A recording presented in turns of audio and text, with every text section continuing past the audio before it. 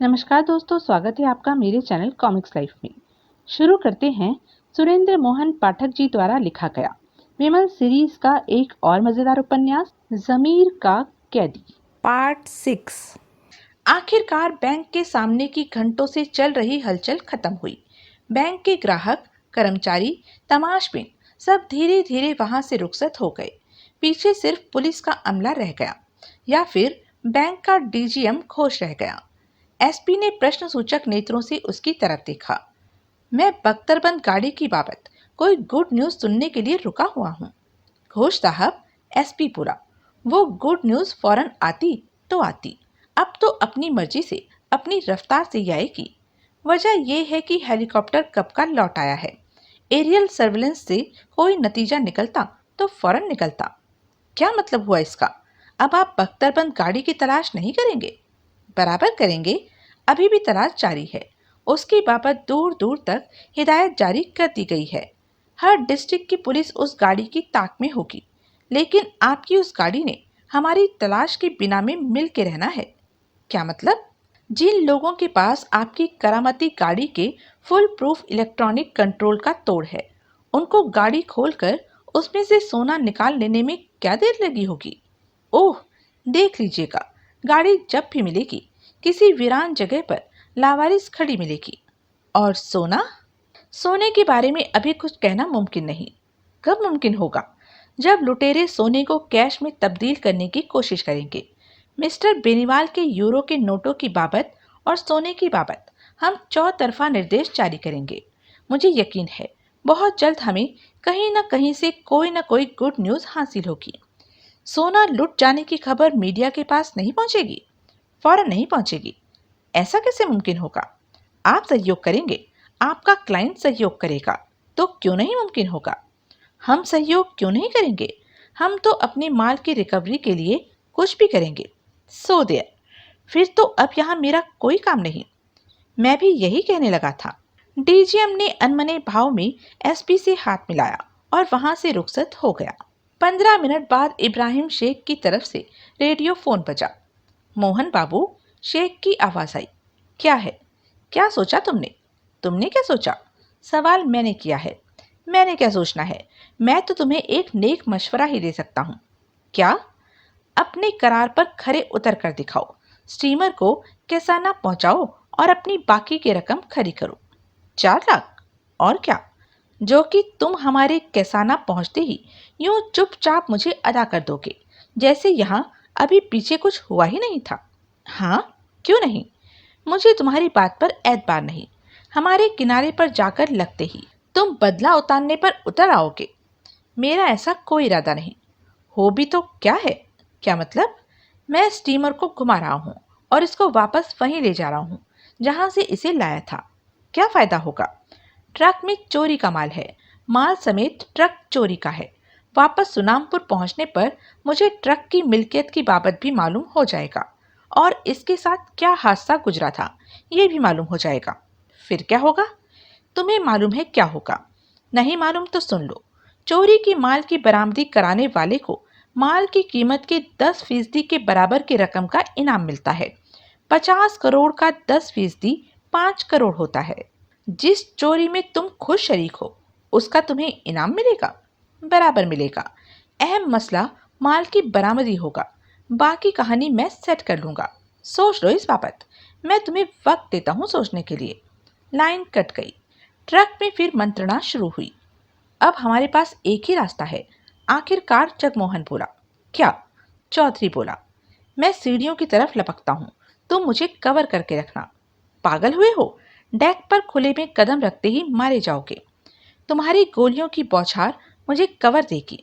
कोई चांस नहीं, तुम यकीनन मारे जाओगे। ये आत्मघाती कदम मैं तुम्हें नहीं उठाने दूंगा। तो फिर और क्या करें? सोचते हैं। तुम्हारी बाँ कैसी है? व्हील हाउस में इब्राहिम शेख ने अयूब से पूछा। ठीक है, अयूब बोला।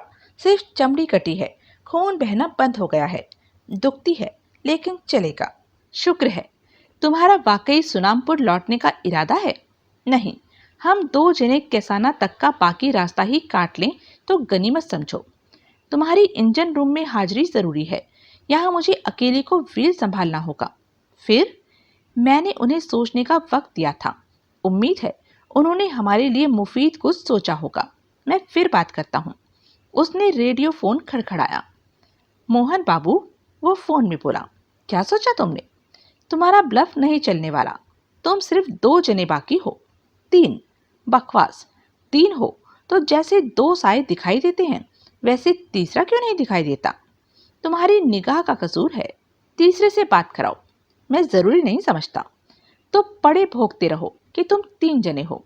कहना क्या चाहते हो? तुम 2 जने स्टीमर को सुनामपुर वापस नहीं पहुंचा सकते तो तुम्हारी अपनी भलाई भी कैसाना पहुंचने में ही है। खामोशी छा गई। मैं क्या जानता नहीं? जवाब न मिला। हेलो, मर गए क्या? मेरी भलाई? आखिरकार शेख बोला। एक दूसरे तरीके में भी है। कौन सा दूसरा तरीका? मैं थोड़ी देर और कैसाना की तरफ बढ़ूंगा और फिर स्टीमर को गोल गोल घुमाना शुरू कर दूंगा। क्या? और तब तक घुमाता रहूंगा जब तक कि डीजल खत्म नहीं हो जाएगा। उसके बाद मैं SOS सिग्नल जारी करूंगा तो कोस्ट गार्ड तफ्तीश के लिए पहुंच जाएंगे। तब तुम्हें क्या फायदा होगा? तुम्हें तो नुकसान होगा। मौजूदा हालात में तुम्हारा नुकसान भी मेरा फायदा है। अल्लाह मारो, मेरे 3 आदमी मार गिराए। ये जज्बाती होने का वक्त नहीं है। दूसरे ये भूल गए कि तुम लोगों का खुद का इरादा क्या था। मैं तुमसे बहस नहीं करना चाहता तो फिर प्रैक्टिकल बनो और कोई बीच का रास्ता सोचो। तुम सोचो। तुम्हारी निगाह माल पर है इसलिए जाहिर है कि तुम हिस्सा चाहते हो। ठीक ठीक है, मिल जाएगा। अब जब हिस्से की बात कर रहे हो तो जाहिर है कि उसकी बाबत सोचे भी बैठे होंगे। सोचे बैठा हूं। तो बोलो, कितना हिस्सा चाहते हो? सारा। क्या? ट्रक इधर छोड़ के चलते बनो। माल के बदले जान का सौदा है ये। चलते बने? कैसे चलते बने? तुम्हारे पीछे डेक की रेलिंग के साथ एक रेस्क्यू मोटर बोट फिक्स है। तीनों उसमें सवार हो जाओ और स्टीमर छोड़ दो। किनारा यहाँ से सिर्फ 4 किलोमीटर दूर है। अब मौसम भी सुधर गया है इसलिए आराम से किनारे पहुंच जाओगे। असल में तुम चाहते हो कि इस बहाने हम खुले में निकलें और तुम हमें शूट कर दो। उस बोट में और व्हील हाउस के बीच में तुम्हारे ट्रक की ओट है। तुम परली तरफ से ट्रक से उतरकर बोट की तरफ बढ़ोगे तो व्हील हाउस से तुम में से किसी को निशाना बनाना हमारे लिए मुमकिन नहीं होगा। मैं तुम्हें 10 मिनट का वक्त देता हूँ। ये ब्लफ है। हमें क्या मालूम कि यूं व्हील हाउस से हम पर गोली नहीं चलाई जा सकती। असल में तुम चाहते हो कि असल में या नकल में मैंने जो बोलना था बोल दिया। जान के बदले में माल के सौदे की हामी भरो वरना भाड़ में जाओ। लाइन कट गई। अब क्या करें? परेशान हाल चौधरी बोला। लगता नहीं। वैसे ही लहजे में जगमोहन बोला कि हमारे पास कोई दूसरी चॉइस है। ऐसी बेचारगी की उम्मीद नहीं थी। मुग्धा बोली। इतनी जहमतों के बाद हाथ आए माल से अब यूं हाथ धोने पड़ेंगे। मजबूरी है, जगमोहन बोला। अपनी चाल का उसने जो खाका खींचा है उसमें माल तो हाथ से जाएगा ही, हम पकड़े भी जाएंगे। वो लोग भी तो, उनका कुछ नहीं बिगड़ने वाला। शेख का यही दावा होगा कि उसको मजबूर किया गया था। सबूत के तौर पर अपने क्रू के तीनों आदमियों की लाशें पेश कर देगा। गुनाह बेलज्जत, मुग्धा बोली। मजबूरी है। अभी नहीं, चौधरी एकाएक बोला। जगमोहन और मुग्धा दोनों ने उसकी तरफ देखा। हम ऐसा कुछ कर सकते हैं, चौधरी बोला, कि माल हमारे हाथ न लगे तो उनके हाथ भी न लगे। कैसे? चौधरी ने बताया। भाई वाह, सुनकर जगमोहन बोला। मैं तो सांता क्लॉज बना था, तुम तो बने बनाई सांता क्लॉज हो। तुम्हारी झोली में तो अजूबे ही अजूबे हैं। हाथ डालते हो निकाल लेते हो, हाथ डालते हो निकाल लेते हो। वो बड़ी संजीदगी से मुस्कुराया, फिर बोला, बात करो। जगमोहन ने रेडियो फोन खड़काया। हमें तुम्हारी बात मंजूर है, वो फोन में बोला। बढ़िया, लेकिन पहले हम तस्दीक करेंगे कि वाकई व्हील हाउस से ट्रक की ओट की वजह से तुम बोट को नहीं देख सकते। शौक से करो, जब कर चुको तो बोलना। ठीक है। हमारी चल गई। व्हील हाउस में फोन बंद करता इब्राहिम शेख प्रसन्न भाव से बोला। बॉस, कुछ ज्यादा ही आसानी से नहीं चल गई। अयूब बोला। क्या मतलब? इतने चौके माल का मोह कोई यूं चुटकियों में छोड़ देता है? छोड़ देता है, जब कोई चारा न बन पड़े तो छोड़ देता है। फिर भी, अरे मियाँ, हाथ कंगन को आरसी क्या और पढ़े लिखे को फारसी क्या, अभी सामने आ जाता है कि हमारी चली या नहीं चली। उन्होंने खाली जाहिर किया कि वो स्टीमर छोड़ चले हैं, लेकिन न गए तो, ट्रक की ओट में ही छुपे रहे तो। बोट यहाँ से दिखाई देती है, अपनी पोजीशन से उतारी जाती वो हमें दिखाई देगी। उन्होंने बोट ही उतारी, खुद उसमें सवार न हुए तो। अबे तो क्यों पकी पकाई खीर में मक्खी डाल रहा है? मैंने तो खाली एक बात की थी। ऐसी बात मत कर, मेरा दिल हिलता है। जो हुक्म। तभी फोन खड़का। शेख, हमने अपनी तसल्ली कर ली है। फोन पर जगमोहन की आवाज आई, हम जा रहे हैं, खुदा हाफिज। उसने फोन मेज पर फेंका और खुशी से हाथ मसलने लगा। पिट गए साले, वो बोला, हथियार डाल गए, अब सारा माल मेरा। बॉस, तुम्हारा मतलब है हमारा? शेख सकपकाया। उसने अपलक अयूब की तरफ देखा, फिर जबरन मुस्कुराया। जाहिर है कि हमारा, वो बोला। ये भी कोई कहने की बात है? मैं अकेला क्या कर सकता हूँ? तू अकेला क्या कर सकता है? अब जब तक हम भी किनारे जाकर नहीं लगते, तेरा मेरा चोली दामन का साथ है। जगमोहन ने रेस्क्यू मोटर बोट की रस्सी खोलकर उसे उसकी पुल्ली पर से नीचे सरकाना शुरू किया और तब तक सरकाया जब तक कि बोट डेक के लेवल पर न पहुंच गई। उसने बोट को वहां स्थिर किया और फिर उसमें सवार होकर उसकी आउटबोर्ड मोटर को आजमाया। मोटर तत्काल स्टार्ट हुई। उसकी संतुलित आवाज से साफ जाहिर हो रहा था कि वो चौकस हालत में थी। उसने मुग्धा को इशारा किया। वो बोट में सवार हो गई। जगमोहन ने पीछे ट्रक की ओर देखा, जहां चौधरी भी अपनी कार गुजारी में व्यस्त था। जल्दी करो, जगमोहन ने उसे आवाज दी। अभी अभी, बड़े मियाँ का तोहफा तैयार है, बस जरा डिलीवर कर लूं। चौधरी के हाथ में आपस में बंधी डायनामाइट की 6 स्टिक थी और उनके साथ एक टाइमर बंधा हुआ था। उसने टाइमर पर 5 मिनट बाद का टाइम सेट किया और ट्रक के नीचे घुसकर डायनामाइट को डेक पर यूं आगे लुढ़काया कि वो व्हील हाउस के नीचे जा गिरा। फिर वो ट्रक के नीचे से निकला और उसने जगमोहन को इशारा किया। जगमोहन बोट में सवार हो गया। उसने रस्सी को फिर पुल्ली पर से सरकाना शुरू किया। बोट स्टीमर की बॉडी के साथ साथ नीचे सरकने लगी। समुद्र की सतह से वो अभी आधे रास्ते में थी कि चौधरी भी उसमें आ सवार हुआ। जल्दी करो, वो बोला। बोट पानी पर उतरी और लहरों के साथ हिचकोले लेने लगी। चलाओ, चौधरी बोला। जल्दी से जल्दी स्टीमर से ज्यादा परे पहुंचने की कोशिश करो, वरना हवा में उड़ता मलबा हमारे ऊपर आकर गिरेगा। जगमोहन ने बोट को समुद्र की छाती पर दौड़ाया। पीछे अंधेरे में स्टीमर पर भीषण विस्फोट हुआ। उसके परखच्चे उड़ गए। स्टीमर के डेक का बचा खुचा पिछला हिस्सा नीचे पानी में झुकने लगा। उनके देखते ही देखते वो समुद्र में विलीन हो गया। जहां वो डूबा वहां थोड़ी देर गहरा काला धुआं उठता रहा, फिर वो भी गायब हो गया। सुबह के 5 बजे वो किनारे जाके लगे। किनारा एक उजाड़ बीच था, जिसकी रेत के आगे दरख्तों के झुरमुट थे। बोट को तिलांजलि देकर वो पानी में उतरे। चौधरी ने बोट को समुद्र की ओर काफी आगे तक धकेला और फिर गन निकालकर उस पर गोलियां दागी, जिनकी वजह से उसमें कई छेद हो गए। अभी डूब जाएगी, वो बोला। जगमोहन ने सहमति में सिर हिलाया। तीनों किनारे पर पहुंचे। हम कहाँ हैं? मुग्धा आशंकित भाव से बोली। पता नहीं, चौधरी बोला, लेकिन अहम और तसल्ली बख्श बात यह है कि सलामत हैं। इसमें तो कोई शक नहीं। चौधरी जगमोहन की तरफ घूमा। अब क्या इरादा है? वो बोला। इरादा अलविदा कहने का है, जगमोहन बोला। अच्छा, जैसे तकदीर ने उलट पलट किया। उसकी रूह में अपनी अपनी राह लगने में ही भलाई है। हमारी राह कौन सी है? फिलहाल वापस सुनामपुर तो हम जा नहीं सकते। इकबालपुर चले जाओ। नहीं, वहां भी नहीं। वजह? जब तक सब कुछ शांत नहीं हो जाता, मैं किसी ऐसी जगह नहीं जाना चाहता जहां मेरी मौजूदगी अपेक्षित हो।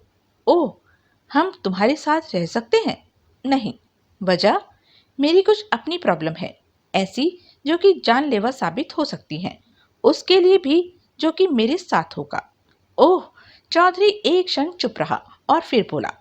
हमारा ग्राहक कैसाना में हमारा इंतजार करता होगा। कोई बात नहीं, वो एक वक्त तक ही इंतजार करेगा। उसके बाद समझ जाएगा कि पंगा पड़ गया। ठीक। और ये? जगमोहन ने जेब से हजार हजार की 2 गड्डियां निकालकर उसे सौंपी। इब्राहिम शेख की फीस में तुम्हारी कंट्रीब्यूशन तुम्हें वापस।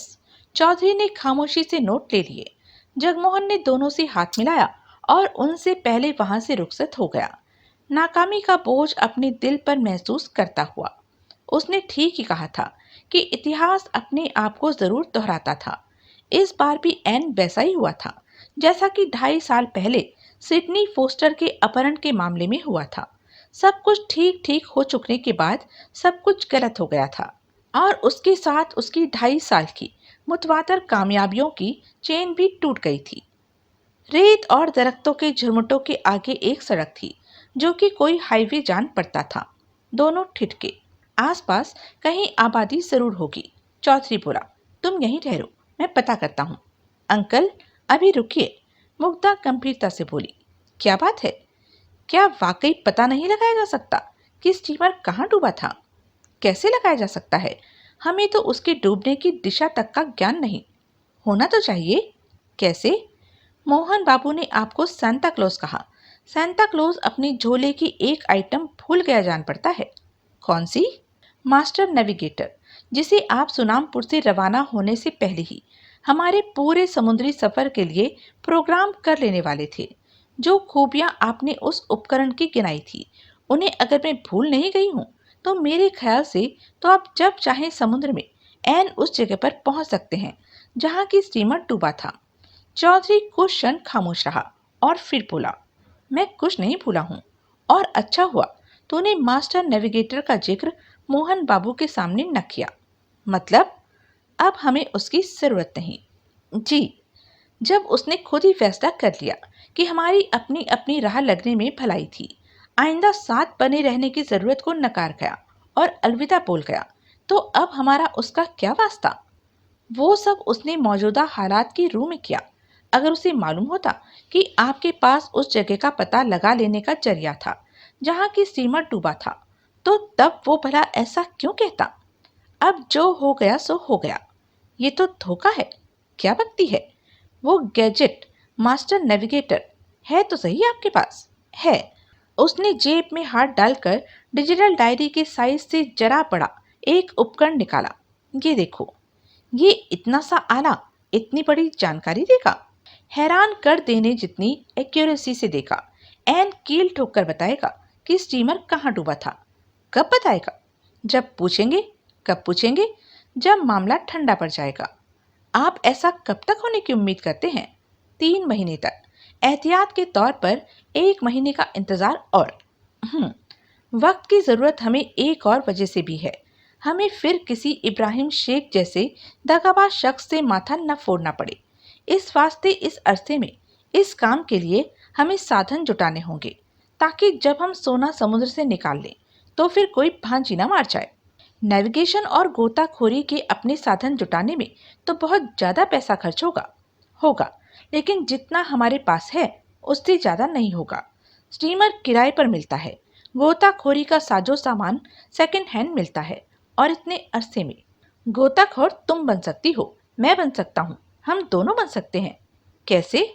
बकायदा ट्रेनिंग लेकर। फिर भी सारे काम हम 2 जने कैसे कर सकेंगे?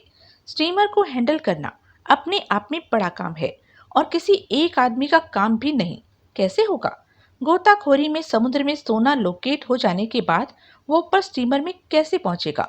वो भी क्या आप और मैं ही कर लेंगे? वक्त आने दो, चौधरी झुंझलाकर बोला। मैं सारा इंतजाम कर लूंगा। आपने मोहन बाबू से पल्ला झाड़ के गलती की। वो इन कामों को हमसे कहीं बेहतर ऑर्गेनाइज कर सकता था। मुर्गा बांग न दे तो क्या सवेरा नहीं होता? फिर भी तुम नादान हो, नहीं समझती हो कि मैंने एक हिस्सेदार से पल्ला झाड़ा।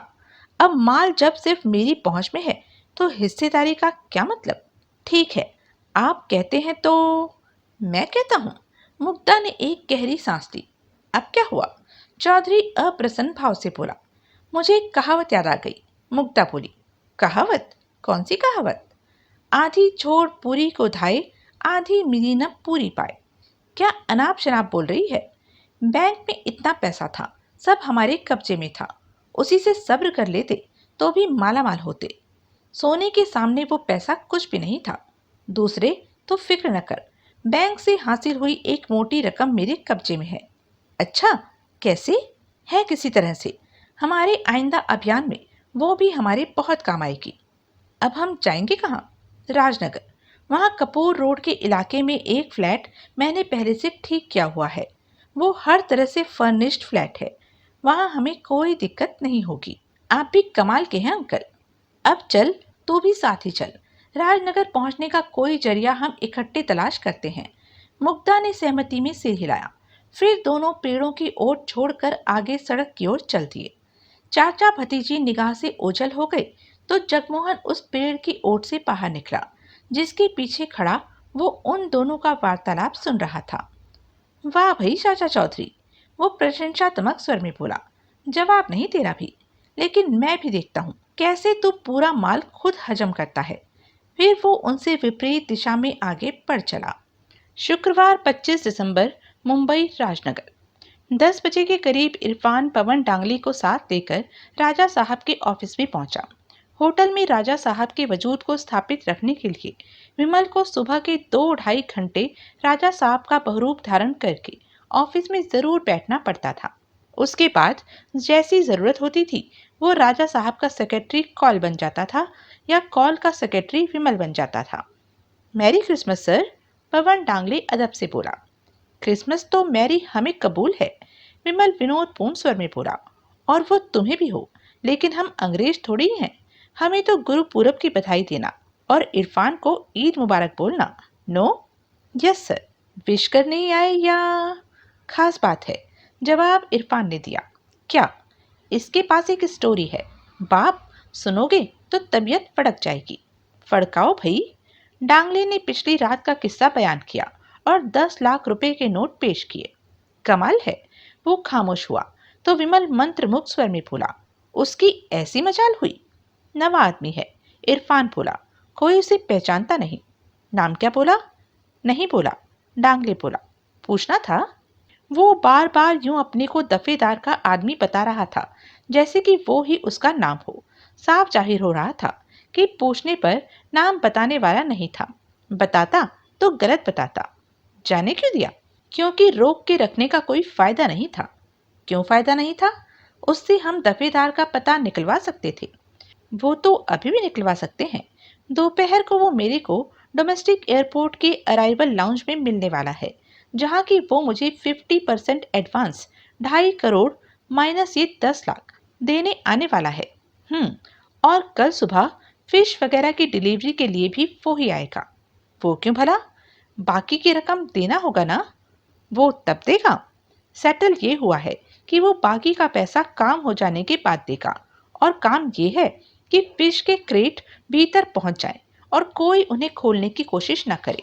ये काम उसके सामने हो जाएगा। अगर उसने जिद की कि क्रेटों ने जो गुल खिलाना है वो गुल खिल चुकने के बाद वो बाकी की पेमेंट देगा, तो मैं क्रेट भीतर नहीं पहुंचने दूंगा। तो मैं उस सिक्योरिटी लैब्स को ही अंजाम नहीं दूंगा जिसका मैंने उससे वादा किया है। मैं खुद कुछ करने की जगह सिक्योरिटी वालों को हुक्म दूंगा कि वो सप्लाई को वैसे ही हैंडल करे जैसे कि वो करते आ रहे हैं। वो ऐसा होने देगा?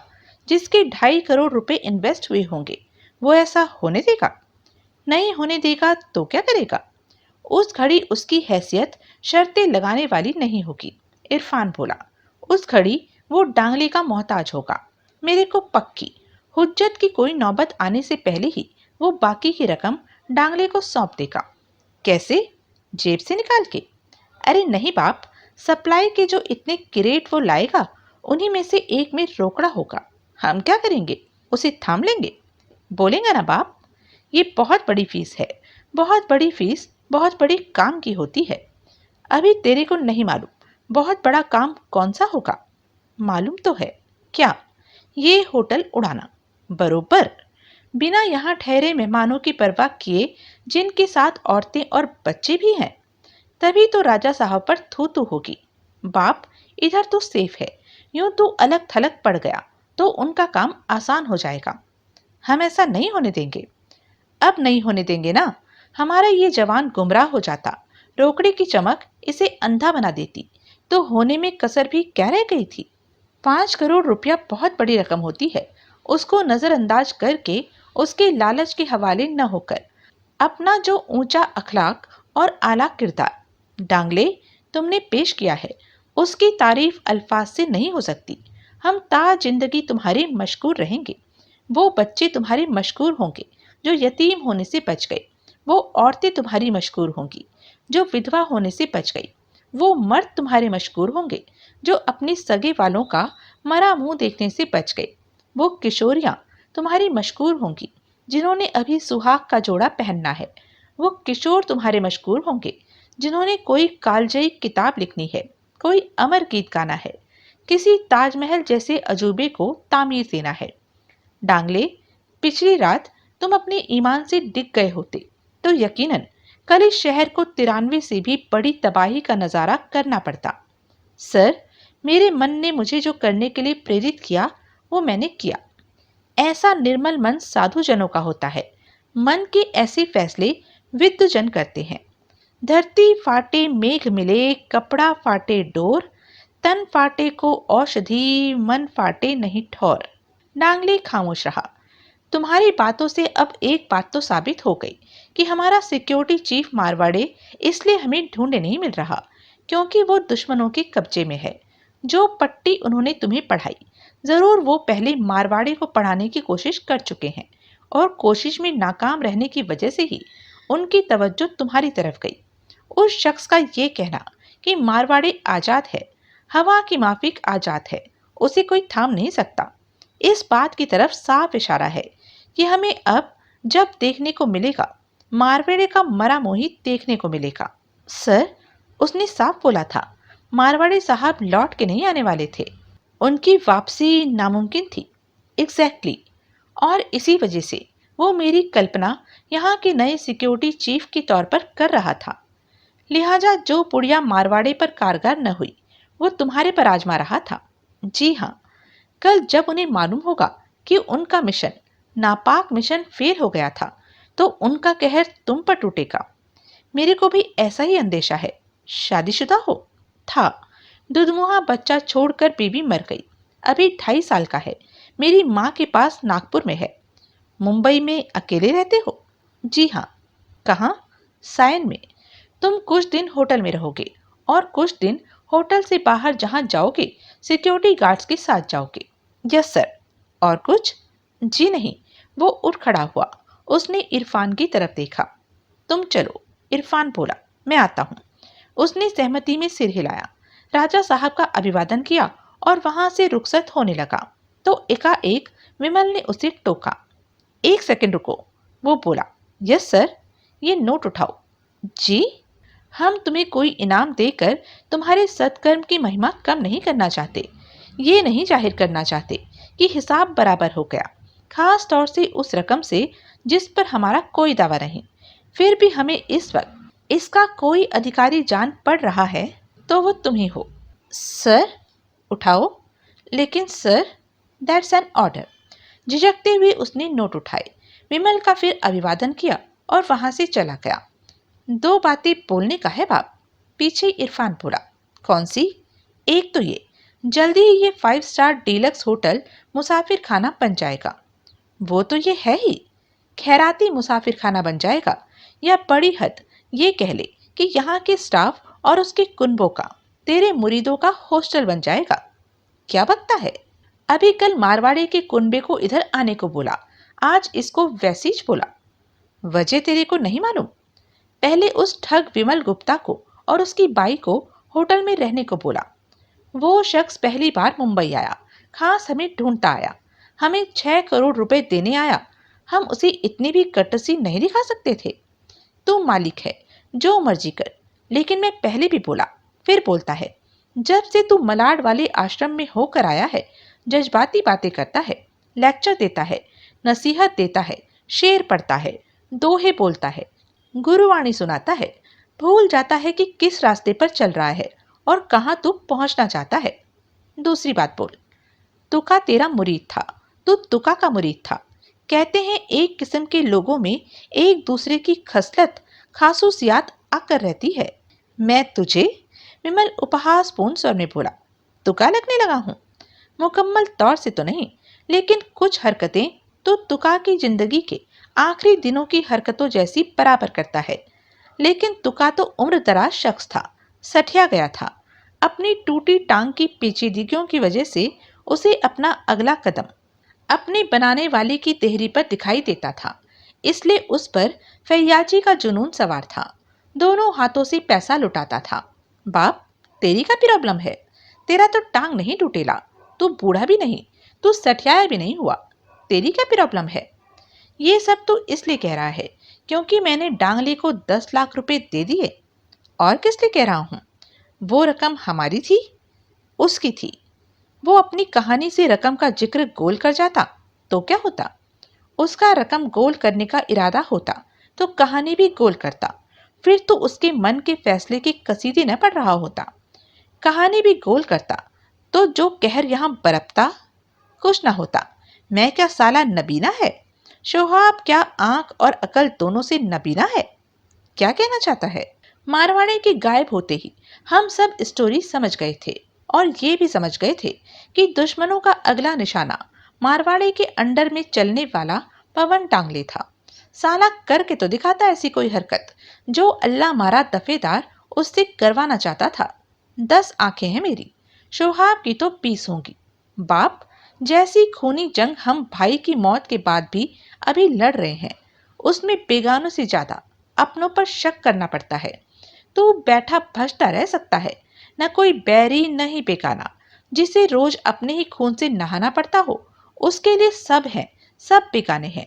तो पिलपिलाता जाएगा तो हमारे बीच सबसे कमजोर कड़ी तू ही बन जाएगा।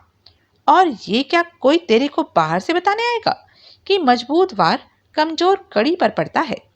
विमक अवाक उसका मुंह देखता रहा। इसलिए सूफियाना कलाम को लगाम दे, अपने पांव हकीकी जमीन पर टिका के रख और अपने उस हकीर अनपढ़ कम अक्ल कम जर्फ मुरीद की दरखास्त कबूल कर और पहले जैसा वो गरजता बरसता सोहल बन के दिखा जिसके ख्याल से कंपनी के आकाओं की रूह कांपती थी। इस बात का एहतराम कर कि अगर इस होटल को कुछ हो गया, होटल के साथ यहाँ ठहरे मेहमानों को कुछ हो गया, तो सबका खून तेरे सर होगा। अगर तू उनकी हिफाजत नहीं कर सकता तो तेरे को ये होटल चलाने का कोई अख्तियार नहीं। इसकी लीज कैंसिल कर, रणदीवे को बुलाकर होटल उसको सौंप और किसी पीर फकीर की मजार पर जाकर बैठ जहां तेरा सूफिया कलाम हो, मेरी ढोलक हो और शोहाब की पेटी हो। क्या बकता है? बकता ही हूं, हमेशा ही बकता हूं, लेकिन आज कुछ ज्यादा ही बक गया। सॉरी बोलता है बाप। तू जज्बाती हो रहा है। सोहबत का असर है। तेरे पर तुका की सोहबत का असर हुआ तो क्या मेरे पर तेरी सोहबत का असर नहीं होगा? तो इस बात का जवाब देने वाला था कि दफेदार का आदमी अपनी बोगस सप्लाई के साथ जब कल सुबह यहां पहुंचेगा तो हम क्या करेंगे? उसे थाम लेंगे? कोई फायदा नहीं होगा। मुझे हैदर की बात का यकीन कि दफेदार किसी को अपना ठिकाना पता नहीं लगने दे रहा। उस भीड़ू को हम थामेंगे तो जो बात उसे मालूम ही नहीं होगी वो कैसे बताएगा? वो दफेदार का आदमी है, पता नहीं बता सकता तो पते तक पहुंचने का कोई जरिया तो बन सकता है। जरिया तो हम उसे बराबर बनाएंगे। कैसे? हम उसके पीछे आदमी लगाएंगे और उम्मीद करेंगे कि यूं हमें दफेदार का कोई अता पता हासिल होगा। हो गया तो हम उसके 5 करोड़ के नुकसान के मातम में भी शरीक होकर दिखाएंगे। एक काम हम और भी तो कर सकते हैं। क्या? दफेदार के लिए भिंडी बाजार की ट्रैवल एजेंसी में फोन लगाया जाए तो जवाब मिलता है नंबर छोड़ दो, कॉल बैक किया जाएगा। इससे ये बात तो जाहिर है कि जो कॉल रिसीव करता होगा वो आगे कहीं दफेदार को फोन लगाता होगा और उसे कॉल की बाबत बताता होगा, वरना कैसे दफेदार कॉल बैक करता है? बाप, वो लाइन शोहाब पहले ही टटोल चुका है। अच्छा, क्या नतीजा निकला? ट्रैवल एजेंसी से जो कॉल आगे लगाई जाती है उसे कोई रिसीव नहीं करता। एक मशीन जिसे अपने आप जवाब देने वाली मशीन बोलते हैं, ऑटो आंसरिंग मशीन, वही वो मशीन खाली ये ऐलान करती है कि फला नंबर पर फोन लगाया जाए और वो नंबर हर बार जुदा होता है। मशीन मोबाइल के नंबर पर चलती है और उसकी पोजीशन बदलती रहती है। ओह, इसका मतलब तो ये हुआ कि दफेदार भाई से भी पहुंचा हुआ आदमी है। भाई से नहीं तो छोटा अंजुम से तो है ही। जिसकी कि उसने जगह ली है। इरफान, मुझे तेरे जज्बात की कद्र है, लेकिन मैं भी क्या करूं, आदत से मजबूर हूं। मजबूर आदमी किस काम का? मैं मगरूर भी तो नहीं बन सकता। कौन बोला तेरे को ऐसा बनने को? तूने मगरूर बनने की कोशिश की तो हम समझेंगे कि तू बखिया बनना मांगता है। फिर क्या हम तेरे साथ होंगे? अरे, क्या कह रहा है? तेरे बिना मैं अपनी कल्पना नहीं कर सकता। मैं क्या कर सकता हूँ? मैंने अल्लाह को मुंह दिखाना है, तुका को मुंह दिखाना है। सब ठीक हो जाएगा, जो होगा अच्छा होगा। जो तिसु भावे सोई करसी, हुक्म न करना जाए। फिर शुरू हो गया। विमल हंसा। धीरज परमार के फ्लैट पर उसके फोन की घंटी बजी। उसने कॉल रिसीव की। मनकोटिया बोल रहा हूँ। आवाज आई। कहाँ हो? कैसाना में। अभी वहीं हो? और कहाँ जाऊं? और कहाँ जाऊं? काम हुआ या नहीं हुआ? नहीं हुआ, इसलिए तो फोन कर रहा हूं। क्या हुआ? अरे, बोला ना, कुछ नहीं हुआ। वो तो मैंने सुना, लेकिन कुछ क्यों नहीं हुआ? काबू में नहीं आए वो लोग? काबू में न आने का तो कोई मतलब ही नहीं था, लेकिन इधर तो कोई पहुंचा ही नहीं। क्या? 6 घंटे हो गए इंतजार करते। भोर से लेकर अब तक कोई स्टीमर इधर किनारे पर नहीं लगा। स्टीमर भटक गया होगा, लेकिन देर सबेर जरूर पहुंचेगा। कब पहुंचेगा? कल? परसों? 1 हफ्ते बाद? मैं और मेरे आदमी क्या इधर सूखते रहेंगे? मनकोटिया, करोड़ों का माल यूं ही हाथ नहीं आ जाता। मुझे तुम्हारी बात से इत्तेफाक है, लेकिन माल का कोई अता पता तो मिले, और नहीं तो इसी बात का कोई हिंट मिले कि इंतजार करना वाजिब है या नहीं। लगता है स्टीमर कहीं भटक गया, या हाई सीज पर उसके साथ कोई हादसा हो गया, या माल उन लोगों के हाथ लगा ही नहीं। ऐसा? हाँ, माल साथ होता तभी तो स्टीमर का कोई रोल था। माल हाथ न लगा होने की सूरत में समुद्री सफर तो बेमानी था। वो लोग आराम से खुशकी के रास्ते ट्रेन, बस या टैक्सी से राजनगर लौट सकते थे। खाली मोहन बाबू? नाकामी हाथ लगने की सूरत में उन चाचा भतीजी के इधर लौटने का तो कोई मतलब ही नहीं था। वो तो उधर के ही हैं। उन लोगों की कामयाबी पर मुझे पहले ही शक था। ऐसी तो कोई बात नहीं थी। तो फिर क्यों स्टीमर किनारे आकर नहीं लगा? कितना आसान लग रहा था तुम्हें उन लोगों की दुख की पीट देना। वो मुंह अंधेरे यहाँ किनारे आकर लगते, मेरे आदमी सबको शूट कर देते, और सोना हमारे कब्जे में होता। अब मैं मूर्खों की तरह सिर उठा उठा कर देख रहा हूँ समुद्र की तरफ कि कब। वो क्या है कि छोड़ो, क्या है, साफ बोलो, मैं क्या करूं? मुझे 2 घंटे का टाइम दो, मैं कुछ पता लगाने की कोशिश करता हूं। क्या पता लगाओगे? कैसे पता लगाओगे? बोलूंगा, 2 घंटे बाद फोन करना। ठीक है। दोपहर बाद जगमोहन सोकर उठा। वो उस घड़ी सिमरन के फ्लैट पर था, जो हरनबी रोड पर स्थित एक हाउसिंग कॉम्प्लेक्स की दूसरी मंजिल पर था। वो उठकर अटैच्ड बाथ में दाखिल हुआ। जहां से वो बाहर निकला तो उसने सिमरन को चाय के साथ बेड के करीब एक कुर्सी पर बैठे पाया। जगमोहन को देखकर वो मुस्कुराई और फिर चाय पेश की। उसने चाय का मग थामा और पलंग पर पालथी मारकर बैठ गया। फिर आंख भरकर सिमरन की तरफ देखा। वो 26 एक साल की कदरन सांवली रंगत वाली, 5.5 फुट तक पहुंचते कद वाली खूबसूरत लड़की थी, जो कि एक निगाह में 20 की भी नहीं लगती थी। उसे देखकर कोई कह नहीं सकता था कि कभी वो एक प्रोफेशनल गनमैन की मॉल होती थी। जगमोहन ने अपने जिस चौथे कारनामे को विशालगढ़ में अंजाम दिया था, उसमें वो जस्सी नाम का गनमैन भी शामिल था। वो 4 जने थे और कारनामे को उन्होंने पूरी कामयाबी से अंजाम दिया था। गेट अवे व्हीकल को हजरती चला रहा था, जबकि कहीं से एक गोली आई और पैसेंजर सीट पर बैठे जस्सी की साइड का शीशा तोड़ती उसकी कनपट्टी में घुस गई। वो एक ऐसा हादसा था जिसका न कोई सिर था न पैर। पीछे गोलियां तो चल रही थी, लेकिन वो उनके रेंज से पूरी तरह से बाहर थे, जबकि पता नहीं कैसे वो असंभव काम संभव हो गया था। बाद में उस नामुराद खबर को सिमरन तक पहुंचाने की जिम्मेदारी जगमोहन को खुद अपने सिर लेनी पड़ी थी।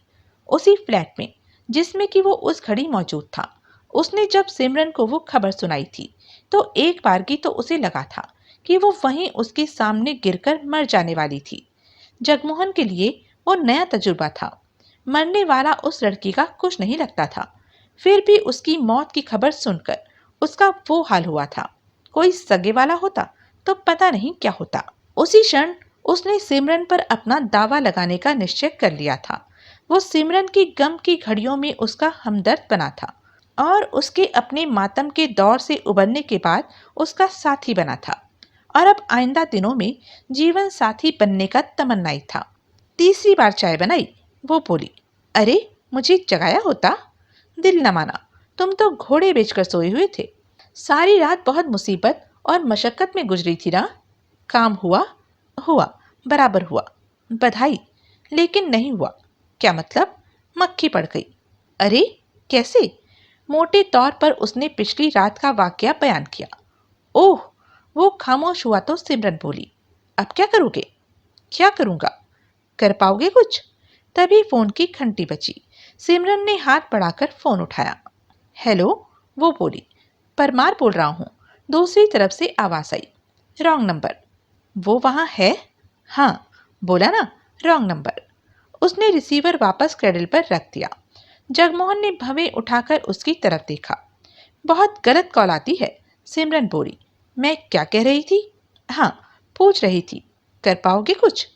करने लायक है तो सही कुछ, इसलिए हो सकता है कि कर पाऊं। क्या? जैसा कि मैंने अभी बताया, दिलीप चौधरी के पास मास्टर नेविगेटर नाम का एक आला है, जिसकी बाबत मैंने उसकी भतीजी को कहते सुना था कि उसके जरिए समुद्र में ऐन उस जगह पर पहुंचा जा सकता था जहां की स्टीमर डूबा था। 800 किलो सोने से भरे ट्रक के साथ। हाँ, सोना समुद्र की तह में भले ही कब तक पड़ा रहे, उसका कुछ नहीं बिगड़ने वाला।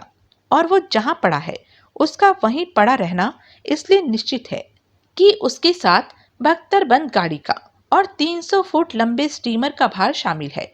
सोने को निकालने की कभी भी कोशिश की जाए, वो वहीं होगा जहां की स्टीमर डूबा था। और स्टीमर कहाँ डूबा था, इस बात को मास्टर नेविगेटर पिन पॉइंट कर सकता है। तुम्हारा इरादा मास्टर नेविगेटर हथियाने का है? इस बाबत अभी कोई पक्का फैसला मैं नहीं कर सका हूँ, क्योंकि एक तो मुझे इस दावे पर ही शक है कि वो आला ऐसा करतब करके दिखा सकता है। न होता तो मैं तभी उसे चौधरी से छीन लेने की कोशिश करता, जबकि किनारे लगने पर मैंने उसकी बाबत सुना था। दूसरे, मुझे ये ज़्यादा मुफीद लगता है कि मैं उस आले के सदके चौधरी के समुद्र से सोना निकाल लेने का इंतजार करूं और फिर सोना उससे छीन लूं। ओह, दोनों ही सिलसिलों में चौधरी की मुतवातर निगाहबीनी जरूरी है, जिसका कोई फौरी इंतजाम मेरे पास नहीं है। तुम खुद भी तो ये काम कर सकते हो। कर सकता हूँ, लेकिन निगाहबीनी के किसी काम को कोई 24 घंटे अकेला नहीं कर सकता। शायद ये 24 घंटों निगाहबीनी का काम न हो। वक्ती तौर पर भी नहीं कह सकता। वजह, एक मुसीबत और भी मेरी जान को आई हुई है, जिसकी वजह से मेरा खैरगढ़ लौटना जरूरी है। सिमरन की भवे उठी। अरे, खैरगढ़ चौकी का वही दरोगा जिसकी बाबत मैंने तुम्हें बताया था कि खामखा मेरे पीछे पड़ा है, वो मेरी गुज़श्ता जिंदगी की बाबत कुछ भांप गया जान पड़ता है। मैं न लौटा तो वो मेरी गिरफ्तारी का वारंट निकलवा देगा। ओह, मैं दरअसल समझ नहीं पा रहा हूँ कि वो शख्स भगवती सिंह डोपाल असल में क्या चाहता है। वो सच में मेरी असलियत को जान गया है या एक शक के तहत अंधेरे में तीर चला रहा है। ये उलझन दूर हो तो उससे निपटने का तरीका मेरे पास है। क्या? जान से मार डालूंगा, लाश का पता नहीं लगने दूंगा। सिमरन ने निर्विकार भाव से उस बात को सुना। खून खराबा उसके लिए क्या बड़ी बात थी, आखिर गनमैन की मौल रह चुकी थी। फिलहाल, जगमोहन बोला, मेरा उस दरोगा को खैरगढ़ में दिखाई देते रहना जरूरी है। मैं बुधवार से उसकी निगाहों से दूर हूँ।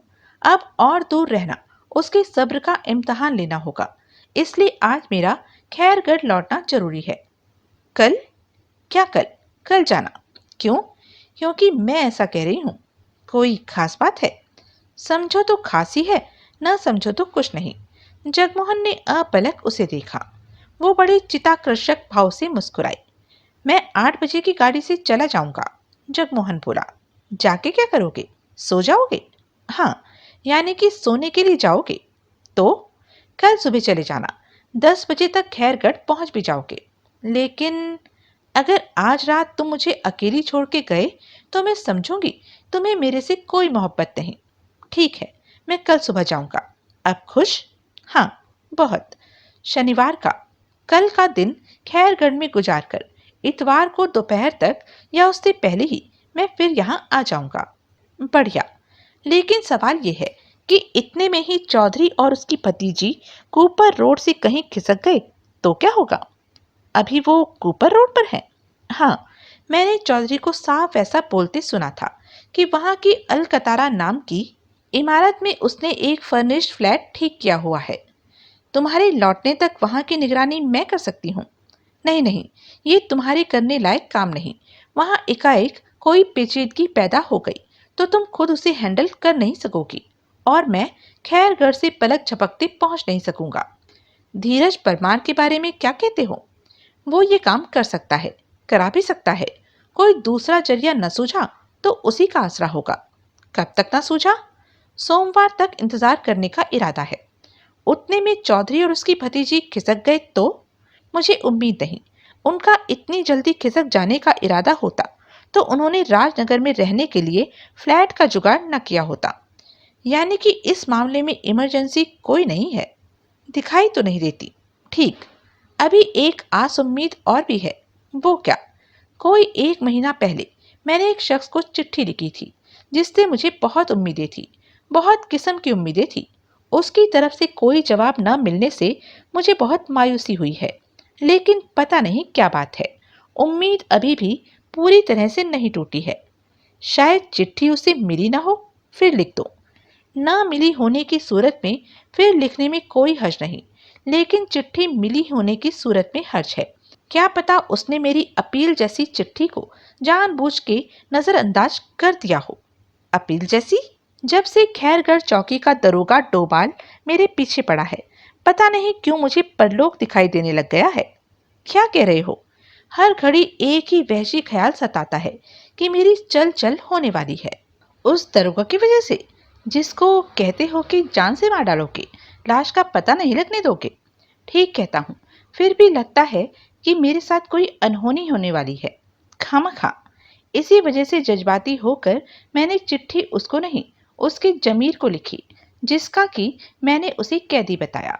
अगर उसने चिट्ठी को जानबूझकर नजरअंदाज किया है तो दोबारा चिट्ठी लिखने में मेरी हेठ ही है। जिसने एक बार मेरी बात न सुनी, क्या गारंटी है कि दूसरी बार सुनेगा? बात क्या? मैं अपनी कमाई का एक बड़ा हिस्सा उसे सौंपना चाहता हूँ। ये सोना मेरे हाथ आ गया तो ये भी। क्या? ताकि मेरी बदकारियों का हासिल किसी सत्कार्य में लगे। सत्कार्य में लगे? वो कोई साधु महात्मा है? नहीं, लेकिन गरीब गुरबा के लिए जो कुछ वो कर रहा है वो कोई नहीं करता। यहाँ तक कि हमारी सरकार भी नहीं करती। एक अकेले आदमी की वजह से गरीबों की बस्तियों में, झोपड़पट्टों में कितने ही स्कूल, दवाखाने, अनाथ आश्रम, लंगर चल रहे हैं। इतना खर्चा करने के लिए पैसा कहाँ से आता है? काफी सारा तो उसने स्मगलरों, मवादियों, ब्लैक मार्केटियरों से छीना है। काफी सारा उसे उसके अभियान से प्रभावित मेरे जैसे लोग देते हैं। है कौन वो? मेरे ही जैसा हालात का सताया एक शख्स है जो जिंदगी में बेशुमार धक्के खाने के बाद अब किसी मुकाम पर पहुंचा जान पड़ता है। कौन? सोहल। वो इश्तिहारी मुजरिम? हाँ, वो सुपर गैंगस्टर जिसकी गिरफ्तारी पर लाखों का इनाम है। हाँ, वो दानी धर्मात्मा बन गया है। हाँ, यकीन नहीं आता, क्योंकि उसके सत्कार्यों का कोई प्रचार नहीं होता, क्योंकि वो नेकी कर दरिया में डाल वाली सीख पर चलता है। मैं तुम्हें एक बात बताती हूँ जो मुझे यकीन है तुम्हें नहीं मालूम होगी। क्या? यहाँ राजनगर में कुछ नौजवान लोग चैम्बूर के दाता के नाम से पब्लिक से चंदा बटोरते हैं। अच्छा? हाँ, बोलते हैं चैम्बूर के दाता के हाथ मजबूत करने का है, जो कि दीन बंधु दीनानाथ है, गरीब नवाज है, सखी हातिम है, रॉबिन हुड है। चैम्बूर का दाता? हाँ। क्या वो शख्स हो सकता है जिसका नाम तुमने सोहल बताया? हो तो सकता है, होगा ही। हैरानी है कि उसके अभियान का इतना प्रचार हो गया है। प्रचार बराबर हुआ है, लेकिन मेरे को तो लोग बाग उस बहाने अपनी जेबें भरते जान पड़ते हैं। क्या मतलब? चैम्बूर के दाता के नाम पर चंदा मांगते नहीं, वसूलते हैं और फिर जो हासिल होता है खुद हड़प जाते हैं। ये तो बहुत बुरी बात है। सोहल को इसकी खबर लगनी चाहिए। चाहिए तो सही, क्योंकि यूं चंदा बटोरना तो सरासर लूट है, ठगी है, जो कि बंद होनी चाहिए, या यूं जमा हुआ पैसा अपने मुकाम पर पहुंचना चाहिए। ठीक कहा तुमने। तुम उस शख्स को कैसे जानते हो? जगमोहन ने बताया। हे भगवान! सुनकर सिमरन ने नेत्र फैलाए। इसी शहर में तुम उसके साथ मिलकर इतना बड़ा कांड कर चुके हो? बड़ा, लेकिन गुनाह बेलज्जत जैसा। फिर भी राजनगर में सरेआम विचरने की तुम्हारी मजाल होती है। वो कहते नहीं है कि चिराग तले अंधेरा। कमाल के आदमी हो। सोहल से कोई कम्युनिकेशन हो जाती तो ठीक हो जाता। जगमोहन यूं बोला जैसे स्वतः भाषण कर रहा हो। जो काम 1 महीने से नहीं हुआ, वो अब तो क्या होगा? मैंने बोला ना, उम्मीद अभी पूरी तरह नहीं टूटी। पूरी तरह तो टूटनी भी नहीं चाहिए, क्योंकि उम्मीद पर तो दुनिया कायम है। फिर भी मैंने एक और चिट्ठी लिखी है। और चिट्ठी लिखी है? किसको? हजरती को। हीरालाल हजरती को? हाँ। Oh no! क्या हुआ? वो आदमी बुरी खबर है। मेरी मजबूरी है। वो 5 बार मेरे साथ काम कर चुका है। सोहल के बाद मुझे कोई भरोसे का आदमी दिखाई देता है तो वो वही है। मैं उसको तुम्हारे से पहले से जानती हूँ। वो किसी के काम आने वाला शख्स नहीं। वो सिर्फ अपने काम आने वाला शख्स है। हर वक्त अपनी रोटियां सेकने की फिराक में रहता है। जस्सी की जिंदगी में यहाँ आता था तो उससे बात कम करता था, मुझे ज्यादा ताड़ता था। बोला ना, मेरी मजबूरी है। वो आए तो सही, मैं उसे हैंडल कर लूंगा। कब तक आने की उम्मीद है? सोमवार तक या मंगलवार तक। ना आया तो? जरूर आएगा। मैंने उसको उसकी किस्म की चिट्ठी लिखी है। दोनों आ गए तो मैं हजरती को चलता कर दूंगा। वो हो जाएगा? उसे होना पड़ेगा। लसूड़ा है। मैं निपट लूंगा। वो मेरा अदब करता है, मेरे से बाहर नहीं जा सकता। तुमने मेरे बारे में क्या सोचा? क्या मतलब? सब कुछ सोहल को सौंप दोगे तो मेरा क्या होगा? मुझे पता था मैं तुम्हारे से इस बाबत बात करूंगा तो ये सवाल उठेगा, इसलिए पहले मैंने कुछ नहीं बताया था। सुनामपुर वाले काम में आखिरी घड़ी में पंगा न पड़ गया होता, सोना डूब न गया होता, तो मैं अभी भी नहीं बताता। अभी भी नहीं बताते? यानी कि मेरे लिए तुम अपनी कोई जिम्मेदारी नहीं समझते? पूरी पूरी जिम्मेदारी समझता हूँ। इसलिए ये फ्लैट जो जस्सी की जिंदगी में तुम लोगों के पास किराए पर था, अब तुम्हारी मिल्कियत है। सी गार्डन में धीरज परमार के साथ तुम 50% की पार्टनर हो, जो कि ता जिंदगी तुम्हारी स्टडी इनकम का जरिया बना रहेगा। लिंक रोड पर मेरा जो फ्लैट है, मैं न रहा तो वो भी तुम्हारे हवाले होगा। खैरगढ़ की कोठी भी तुम्हारे हवाले होगी। खैरगढ़ में मेरा जो बैंक अकाउंट है, उसकी नॉमिनी पहले से तुम हो।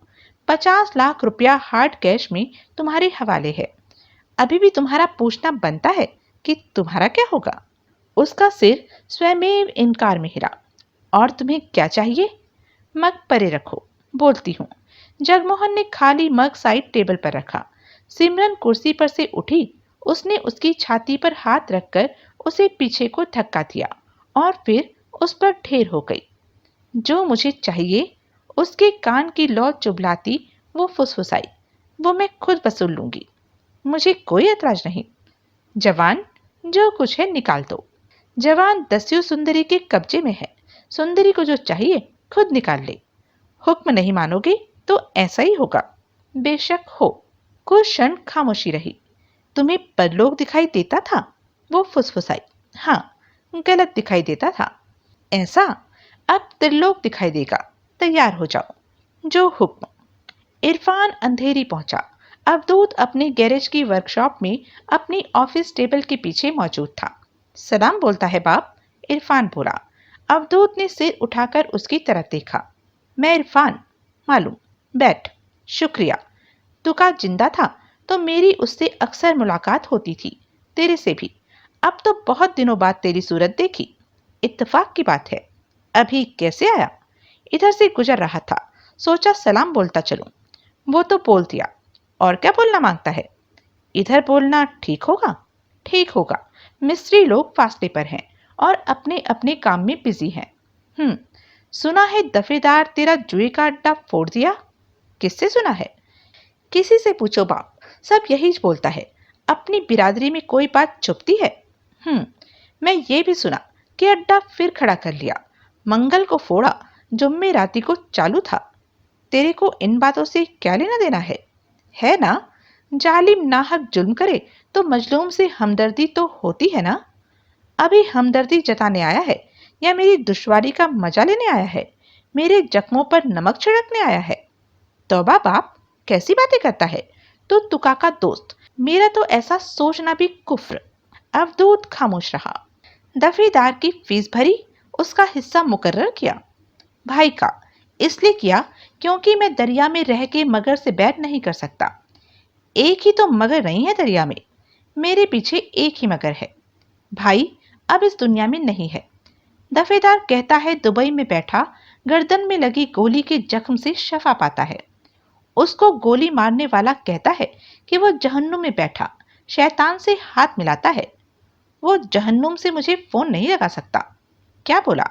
बुध को भाई ने दुबई से खुद मुझे फोन किया और दफेदार से इत्तेफाक दिखाने के लिए मुझे शाबाशी दी। खुद भाई ने? हाँ, कॉलर आइडेंटिटी पर नंबर आया था जिसकी मैंने तस्दीक की थी कि वो दुबई का था। ये कैसे मालूम कि दूसरी तरफ से भाई बोल रहा था? तू भाई की आवाज पहचानता है? खूब पहचानता हूं। कैसे भला? कभी ऐसा इत्तेफाक हुआ था कि मैं एक बार नहीं, दो बार नहीं, कई बार रूबरू भाई से मिला था। क्यों मिला था ये मैं तेरे को नहीं बताने वाला, लेकिन मेरा यकीन कर, बुधवार मैंने भाई की आवाज को साफ पहचाना था। लाइन पर भाई ही था। ये नहीं हो सकता, ये नामुमकिन है। भाई को जिधर गोली लगी थी उधर ही ठौर मारा गया था। देख मेरे भाई, मैंने जो दिखाई देता है उस पर यकीन करना है, जो दिखाई नहीं देता उस पर नहीं। और दिखाई मुझे ये देता है कि भाई का खास आया और मुझे बर्बाद कर गया। बर्बाद ही नहीं कर गया, भड़वा बना गया। क्या बोला? अंडरवर्ल्ड में साला किसी से पूछो, कैसे मालूम भाई जिंदा है? बोलता है। अवधूत बोला, जो दफेदार के हुक्म से भाई के जिंदा होने की ऐसी पब्लिसिटी करता हो, वो भड़वा ना हुआ तो क्या हुआ? मैं मजबूर हूं। कोई मजबूरी नहीं है तो झूठ पर यकीन करता है, सच पर यकीन कर। कैसे? मैं तेरे को उस शख्स से मिलवाता हूं जिसने भाई को ढेर किया। नहीं ढेर किया। दफेदार कहता है गोली भेजे में नहीं लगी, गर्दन में लगी, इसलिए बच गया। और तूने यकीन किया, बल्कि ये कहना भी गलत है कि यकीन किया, डंडे के जोर से यकीन कराया गया। मेरी मजबूरी। अब एक ही बात ना भज, तेरी मजबूरी का भी हल है। क्या? बोला ना, मैं तेरे को उस शख्स के पास लेके चलता हूं जिसने भाई को ढेर किया। कौन शख्स? सोहल? हाँ, मेरे सोहल के पास जाने का जानता है क्या मतलब होगा? क्या मतलब होगा? मैं शेर की गोद से उठा और भालू की गोद में जा बैठा। इरफान ने अवाक उसकी तरफ देखा। बिरादर, फिर वो असहाय भाव से गर्दन हिलाता बोला, तेरे पर दफेदार का बहुत गहरा रंग चढ़ेला है, जो अभी छूटना तो दूर, हल्का पड़ना भी मुश्किल जान पड़ता है। मैं मजबूर हूं। बोला तू ऐसा, कई बार बोला। ठीक है, अपना अड्डा चलाए रखने के लिए जो तुझे ठीक लगता है तू कर, वांदा नहीं। पर भड़वागिरी छोड़। क्या करूं? ये पब्लिसिटी करना बंद कर कि भाई जिंदा है। लोग तेरी बात पर एतबार करते हैं और जिस बात पर एतबार करते हैं उसे आगे दोहराते हैं। ऐसे सोहल की बात कच्ची पड़ती है। तेरे जरिए दफेदार इस कहावत पर अमल कर रहा है कि 100 बार बोला झूठ भी सच हो जाता है। तो झूठ बोलना बंद कर। मैं तुझे यकीन दिलाता हूं कि ये बात सरासर झूठ है कि भाई जिंदा है। मैं तेरे को तुका की दोस्ती का सदका देता हूं, तो ये झूठ फैलाना बंद कर, वरना क्या? वरना तेरे को मालूम। इरफान का लहजा एकाएक हिंसक हो उठा। जान है तो जहान है, जान है तो अड्डा है, गैरेज है, मुंबई है। जान नहीं तो कुछ भी नहीं। क्या? अवधूत के मुंह से बोल न फूटा। अभी जाता है। इरफान कुर्सी से उठता बोला, फिर आएगा। फिर क्यों आएगा? मैं एक ही तो कोशिश नहीं करता ना बाप। जो बात अभी तेरे भेजे में नहीं घुसी उसको फिर घुसाने की कोशिश करने आएगा ना। कोई फायदा नहीं होगा, देखेगा। कूपर रोड पर स्थित अल कतारा एक 9 मंजिला इमारत थी जिसकी 5वीं मंजिल पर वो फ्लैट था जो दिलीप चौधरी ने राजनगर प्रवास के लिए ठीक किया था। चाचा भतीजी वहां पहुंचे। छोटा है, चौधरी बोला, लेकिन हमारे लिए ठीक है। मुग्धा ने सहमति में सिर हिलाया। यहाँ हम बिना किसी की तवज्जो में आए जब तक चाहे रह सकते हैं। 2 बेडरूम है। मुग्धा, जो एक एक दरवाजा खोलकर भीतर झांक रही थी। इससे बड़ा हमने क्या करना था? यही मैंने सोचा था, वरना यहाँ 3 और 4 बेडरूम के फ्लैट भी उपलब्ध हैं। एंड फिट है ये हमारे लिए। किचन में सब कुछ है सिवाय ताजा दूध के, लेकिन रेफ्रिजरेटर में कंडेंस्ड मिल्क का डब्बा है। जा चाय बना के ला अभी। मुग्धा किचन में चली गई तो चौधरी ड्राइंग रूम में सोफे पर ढेर हुआ। तभी कॉल बेल बजी। उसने जाकर दरवाजा खोला तो पाया कि लैंडलॉर्ड आया था। लैंडलॉर्ड का नाम मेहरोत्रा था। वो उस इमारत का ही मालिक नहीं था, बिल्डर भी था, और वैसे फ्लैट बनाकर उन्हें फर्निश्ड बेचना उसका स्थायी कारोबार था। आइए, जबरन मुस्कुराता चौधरी बोला। आइए मेहरोत्रा साहब, वेलकम। मेहरोत्रा की त्योरी चढ़ी हुई थी, जो कि उस स्वागतपूर्ण उदागर से भी ढीली न हुई। भुनभुनाते हुए वो भीतर दाखिल हुआ। बिराजिए, चौधरी बोला। नहीं, ऐसे ही ठीक है, वो बोला, और फिर धम से एक सोफा चेयर पर ढेर हुआ। चौधरी उसके सामने बैठ गया। चाय पियेंगे? वो बोला। नहीं, बन रही है। बन रही है? मेहरोत्रा की भवें उठी। कौन बना रहा है? मेरी भतीजी मुग्धा। ओह नहीं नहीं, मैं चाय नहीं पीऊंगा। मैं चाय पीने नहीं आया। मर्जी आपकी। आप कहाँ गायब हो गए थे? गायब हो गया था? और क्या, यहाँ तो आप नहीं थे। पिछले हफ्ते के बाद आज मुझे आपकी सूरत दिखाई दी है। मैं बिजी था। जरूर होंगे, शौक से बिजी रहिए आप, लेकिन अपनी बिजनेस में अपनी फाइनेंशियल लायबिलिटी पूरी करने के लिए तो आपको वक्त निकालना चाहिए था, या नहीं? वो क्या है? मुझे नहीं पता क्या है। आपको पहले ही बोला था कि मेरी कैश की टर्म है। जब तक फुल पेमेंट न हो जाए मैं फ्लैट का पोजीशन नहीं देता। मैंने आपका लिहाज किया, जो 5 लाख रुपए की बैलेंस पेमेंट वीकेंड तक लेना कबूल कर लिया और आपको फ्लैट की चाबी सौंप दी। अब तो अगला वीकेंड आया पड़ा है। ये क्या इंसाफ है? मैं शहर में नहीं था। आपको मालूम है कि हमारी पिछली मुलाकात के बाद मैं आज ही, बल्कि अभी यहाँ लौटा हूँ। मालूम है मुझे। मेरे नीचे ऑफिस में सबको खास हिदायत थी कि आपके यहाँ पहुँचते ही वो लोग मुझे फ़ोन करें। अभी ऑफिस में क्लाइंट को छोड़कर मैं यहाँ आया हूँ। उसका ऑफिस उसी इमारत में ग्राउंड फ्लोर पर था। मेहरोत्रा साहब, मैं 2 दिन में आपका नो, सोमवार को मैं नो सर, नेवर। आप मुझे 5 लाख रुपए अभी अदा कीजिए, लेकिन वरना मैं आपके 10 लाख लौटाता हूँ। अरे क्या गजब करते हैं आप। मुझे घर से बेघर करना चाहते हैं? मैं नहीं करना चाहता, आप होना चाहते हैं। अरे मेरी भतीजी मेरे साथ है। वो आपकी प्रॉब्लम है। मैं बैलेंस पेमेंट लेने आया हूँ, जिसकी वसूली मेरी प्रॉब्लम है। अरे कोई प्रॉब्लम नहीं, मैं सोमवार को नाउ दिस मिनट। लेकिन नो, मुझे आपसे ऐसी सख्ती की उम्मीद नहीं थी। धंधा मुलहाजों से नहीं चलता चौधरी साहब। वो तो ठीक है, लेकिन बहस का कोई फायदा नहीं। चलिए ऐसा कीजिए, अभी आप 2 लाख रुपए कबूल कीजिए, बाकी मैं हर हाल में सोमवार को नो, फुल पेमेंट अभी कीजिए, वरना। तभी चाय की ट्रे के साथ मुग्धा वहां पहुंची। मेरी भतीजी, चौधरी बोला।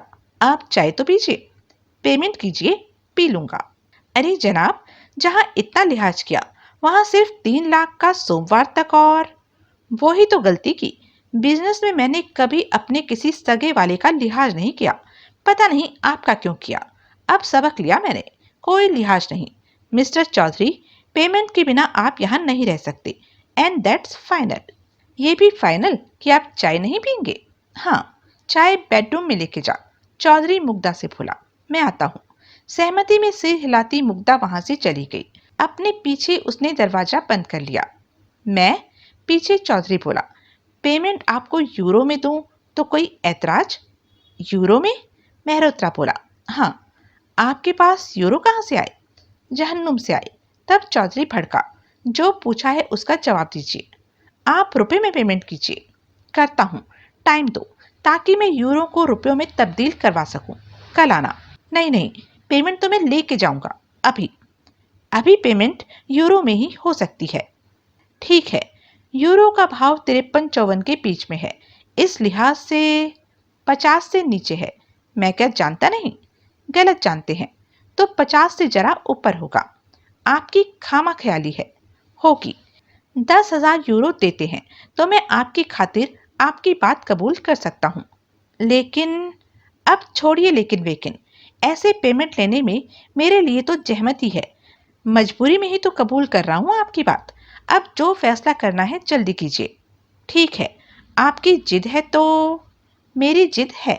चौधरी ने उसे 5-500 यूरो के 20 नोट सौंपे। मेहरोत्रा ने नए नकोर नोटों को बड़े संदिग्ध भाव से देखा। ये असली तो है?